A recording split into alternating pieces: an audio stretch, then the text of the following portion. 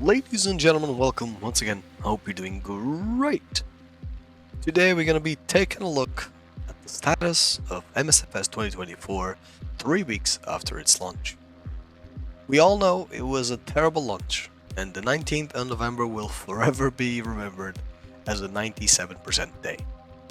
Many of us were waiting and waiting and waiting, and nothing happened. We were so disappointed with the release, and we went on the forums to complain, and we were right. Now, what happened in these 3 weeks? Oh, well, it seems that, especially after the developer livestream yesterday, that we managed to get some explanation of what was going on. We now know that what happened on the 19th of November was not really the server's fault, but it was the fault of the CDN, which stands for Content Delivery Network. Whatever they want to call it, but it is a middleman between the servers and us. And basically, that stuff just couldn't handle it. It was too much data. Now, this doesn't really excuse what happened. Things should have been tested. Things should have been predicted, but everybody makes mistakes. And the truth is, 3 weeks after, the sim is working more or less okay. It has been pretty stable.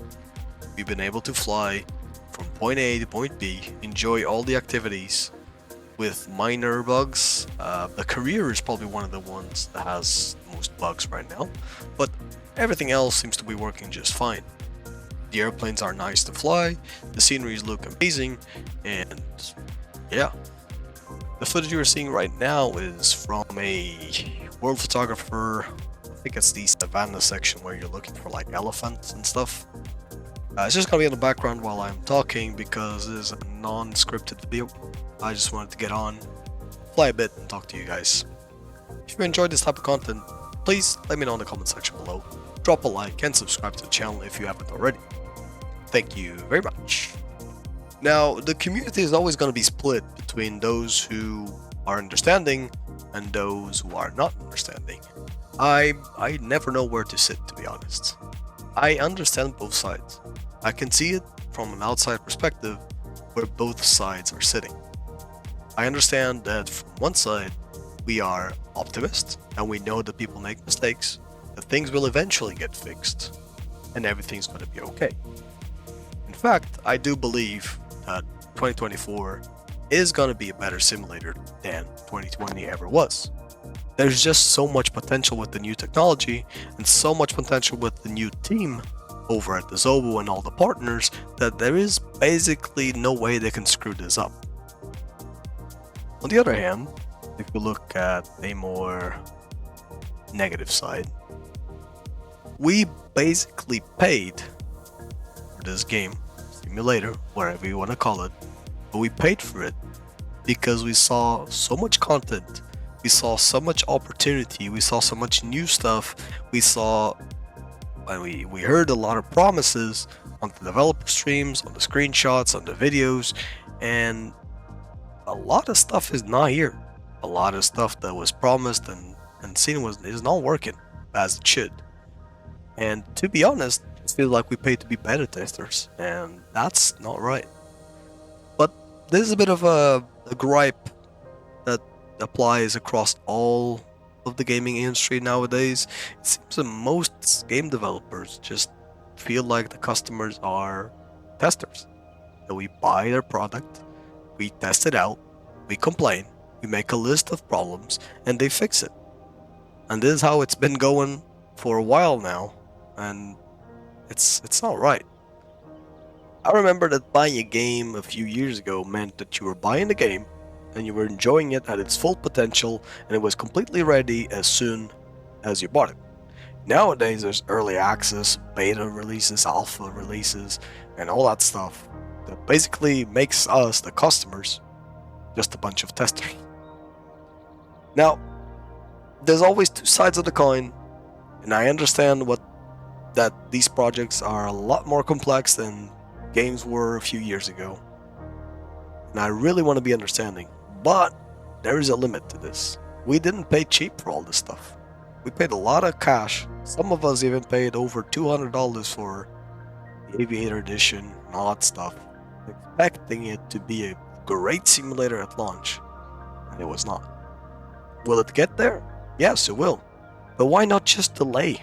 Why not just delay the release until you actually had a properly finished product with all the features that you promised us? Marketplace is not going to be up until 2025. We now know this because of the developer stream that happened yesterday. 2025. But we bought the game in 2024.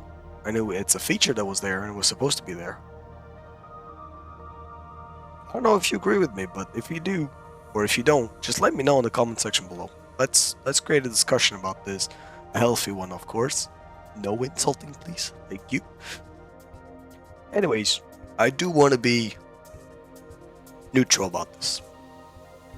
I do want to sit on the middle, like I said in the beginning, and try to see things from both sides. I am looking forward to what's to come. May it be great success or great failure, but I will be there to witness it, that's for sure. It's not all bad news as well. We at least know that on the patch that's going to happen between the 10th and the 12th of December, there's going to be a major thing that we are going to be able to do, and that is download assets from the content manager. This is extremely important, and it might just make me switch to 2024 and forget about 2020, because if I can download stuff instead of streaming it, that is just perfect. I don't want to be streaming all the planes that I'm going to be flying. I don't want to be streaming all the airports. I want to have them on my hard drive as I did with 2020. I understand the terrain is not going to be a case. It's impossible to get all the whatever petabytes or terabytes of information on the terrain that they have. I understand that, and I'm okay with that. I know it's a cloud-based simulator. I understand that, but the airplanes, the airports, and maybe some world updates, I don't see the need for it to be cloud.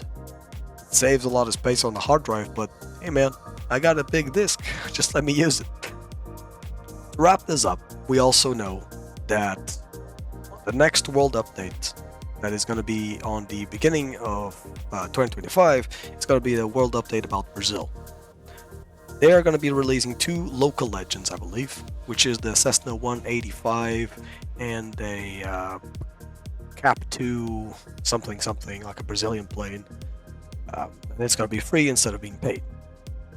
That is their way of saying, hey, I'm sorry for the terrible release, and I think we're gonna take it. It's better than paying for it, I guess. So thank you, I guess. And I think that sums it up for where we're standing with 2024 right now and where we're going. So as always, safe flights to everyone. See ya!